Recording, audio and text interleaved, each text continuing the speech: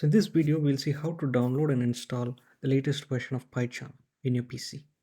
To do that, in the Google search engine, type PyCharm and hit enter. The first result, which is jetbrains.com, just click on it. Now click on the download button. This will take you to the download page.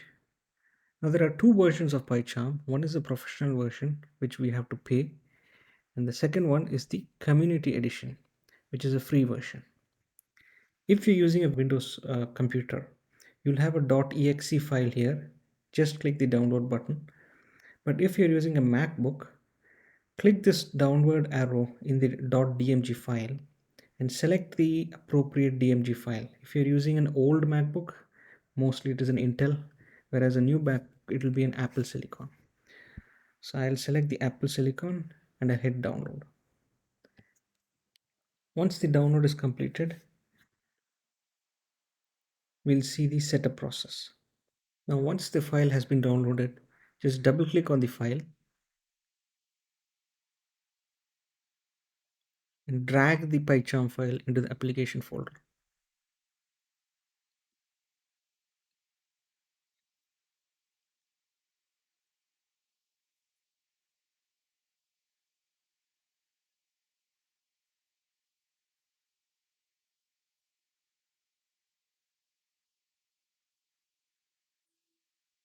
Now search the PyCharm file in the spotlight and hit enter.